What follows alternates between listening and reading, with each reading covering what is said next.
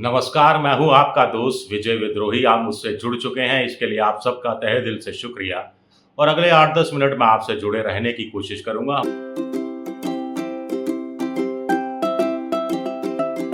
तो हरियाणा विधानसभा के लिए वोट पड़ने में सिर्फ 36 घंटे बचे हैं और 36 की 36 बिरादरियां किसका साथ देंगी, ये अभी मामला थोड़ा सा सस्पेंस बाकी है। योगेंद्र यादव कह रहे हैं कि 4 चुनाव परिणाम ही संभव है, कांग्रेस की लहर है, कांग्रेस की आंधी है, कांग्रेस की सुनामी है, कांग्रेस के पक्ष में हवा है। लेकिन राहुल गांधी की जो विजय संकल्प यात्रा का दूसरा दिन का जो मैं वीडियो देख रहा था, तो उससे ही पता लगता है कि लहर से थोड़ा ज़्यादा है, सुनामी से कम है, आंधी के आसपास है। लेकिन आंधी में बड़े बड़े सूरमा उड़ जाते हैं और कई बार आंधी विपरीत दिशा में भी चलनी शुरू हो जाती है। हरियाणा के लोगों की एक खासियत रही है। एक दिलचस्प आंकड़ा है, वो मैं बताऊंगा, लेकिन पहले क्या बीजेपी ने इसका तोड़ निकाल लिया है? राहुल की विजय संकल्प यात्रा का कुछ हद तक निकाल लिया है। बीजेपी आम आदमी की शरण में चली गई है। गौर कीजिएगा, मैं आम आदमी की बात कर रहा हूं, मैं आम आदमी पार्टी की बात नहीं कर रहा हूं। ये क्या रहस्य है? थोड़ा सा सब्र रखिए। मध्य प्रदेश के लिए कहा जाता है, उनकी एक टैगलाइन रही टूरिज्म को लेकर, मध्य प्रदेश अजब है। राजस्थान की टैगलाइन रही, जाने क्या दिख जाए। तो हरियाणा की जो पॉलिटिकल टैगलाइन ये हो सकती है कि जाने क्या हो जाए, या हरियाणा के लोग जाने क्या कर बैठे। वो इस संदर्भ में कि 1972 में देखिए, कांग्रेस की उस समय 81 सीटें होती थी, 52 सीटें आई थी। लेकिन अगला चुनाव हुआ तो यह 52 से घटकर 3 पर आ गई थी कांग्रेस।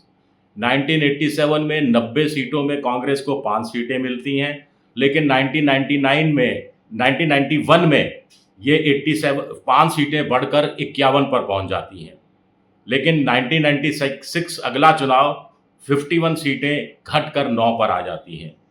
बीजेपी की बात की जाए, 2005 में 2 सीटें, 2009 में 4 सीटें, लेकिन 2014 में एक लंबी छलांग 47 सीटें। आईएनएलडी 2000 में 47 सीटें, 2005 में 9 सीटें और 2019 में मुश्किल से वो खाता खोल पाते हैं। तो ये ऊपर नीचे होता रहा है। अब बीजेपी ने जो अपनी तोड़ निकालने की कोशिश की है कि उनके पोस्टर से खट्टर गायब हो गए हैं, पहले से ही गायब थे। अब नायब सिंह सैनी भी गायब हो गए हैं। हैरानी की बात है कि उनके पोस्टर जो नए निकल कर आए हैं, उसमें प्रधानमंत्री मोदी भी गायब हैं, जो पिछले 10 साल से बीजेपी को लोकसभा चुनाव हो चाहे विधानसभा चुनाव हो, सिर्फ अपने चेहरे के आधार पर ठेलता रहा। उसका चेहरा ही हरियाणा में गायब है। तो कहीं बीजेपी ने, ऐसा लगता है कि हार मान ली है, आप में से कुछ लोग कह सकते हैं। पोस्टर नए सिरे से आए हैं जिसमें आम आदमी का सहारा लिया जा रहा है। यानी एक हाईवे है, उसके किनारे एक किसान खड़ा है और वो कह रहा है, ये है हाईवे से दूरियां कम करने वाली सरकार। एक महिला है, स्टार्टअप का काम करती है और कह रही है, ये है स्टार्टअप को सपोर्ट करने वाली सरकार। इसी तरह एक परिवार है जो कह रहा है, ये है हमें मुफ्त में बस यात्रा कराने वाली सरकार। अब इसका कितना असर होगा आखिरी वक्त में इस तरह के पोस्टरों का, वो तो पता नहीं। लेकिन बीजेपी ने अब मान लिया है, उसके नेताओं का ऑफ रिकॉर्ड कहना है कि एंटी इनकम्बेंसी सबसे बड़ा कारण है और विधायकों के जमकर टिकट काटे गए, दिग्गज नेताओं के टिकट काटे गए, मंत्रियों के टिकट काटे गए, उसके बावजूद एंटी इनकम्बेंसी कम होती नहीं दिख रही है। और एंटी इनकम्बेंसी का तोड़ निकालने के लिए बड़े चेहरे पोस्टर से गायब कर दिए गए हैं कि इनके चेहरे देखकर वोटरों में एक तरह से नाराजगी का भाव आता था, तो उस नाराजगी के भाव को तोड़ा जा सके। कितनी कामयाब होगी नहीं कहा जा सकता, लेकिन बीजेपी ने 29 से लेकर 30 सीटें ऐसी सेलेक्ट की हैं जहां वो मानकर चल रही है कि उसकी हार तय है। और ऐसे में निर्दलीय हों चाहे छोटी पार्टी के नेता हों, उनसे वोट ट्रांसफ़र की कोशिशें शुरू हो गई हैं कि हमारा वोटर इस पार्टी को वोट दे दे, निर्दलीय को वोट दे दे, कहीं बागी को दे दे तो चलेगा, ताकि कांग्रेस को हराने का कोई ना कोई सतूना बिठाया जा सके। कितनी कामयाब होगी या हरियाणा की जनता एंटी इनकम्बेंसी के आगे इन चालों को समझ जाएगी, ये समझना बहुत ज़्यादा मुश्किल नहीं है। जिस ढंग से राहुल गांधी की विजय संकल्प यात्रा में भीड़ उमड़ कर आ रही है, जो दृश्य जो हमारे सामने है वो यही चीज़ दिखा रहे हैं। चलते चलते आपको आया राम गया राम की एक दिलचस्प कहानी सुनाते हैं। 2019 का जो मैं चुनाव कवर कर रहा था लोकसभा का, तो हरियाणा में मैं पलवल में उस सीट पर भी गया था। हसनपुर नाम की वो विधानसभा सीट है, जहां गयाराम नाम के एक निर्दलीय विधायक हुआ करते थे। बात 1967 की है, तब कांग्रेस जीती थी। उस समय 81 सीटें होती थी, 48 सीटें कांग्रेस ने जीती थी और भगवत दयाल शर्मा को मुख्यमंत्री भी बना दिया गया था। लेकिन हरियाणा में अभी कांग्रेस में गड़बड़ चल रही हो ऐसा नहीं है, 1967 में भी गड़बड़ चल रही थी।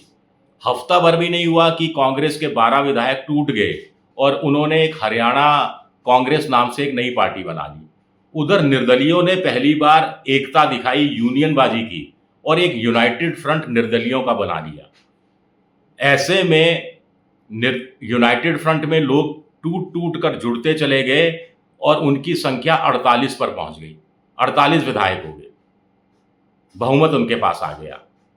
गया लाल नाम के जो विधायक होते थे, 9 घंटे के उन्होंने दो बार पार्टी छोड़ी और फिर जुड़े भी।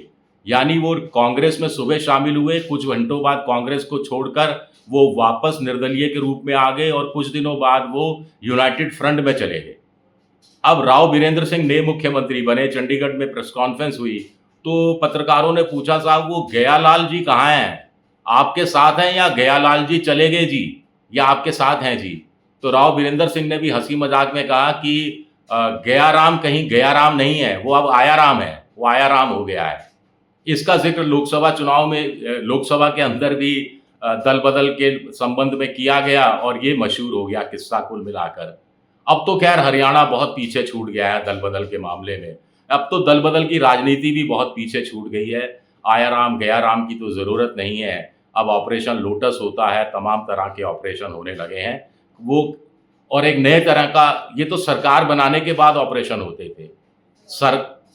चुनाव की प्रक्रिया चलते हुए भी ऑपरेशन लोटस बीजेपी हरियाणा में करने की कोशिश कर रही है और ऐसा ही प्रयोग जम्मू कश्मीर में भी कर रही है। यानी रायता फैलाने की बात हो रही है। कुल मिलाकर ये देखना दिलचस्प होगा कि योगेंद्र यादव की बात सही बैठती है या फिर नतीजा कुछ ऐसा आता है जो हम और आप कहेंगे कि हरियाणा के लोग तो कुछ भी कर सकते हैं। शुक्रिया मेरा ये वीडियो देखने के लिए। पसंद आए तो लाइक कीजिए, सब्सक्राइब कीजिए और शेयर ज़रूर कीजिए। शुक्रिया, बहुत बहुत शुक्रिया।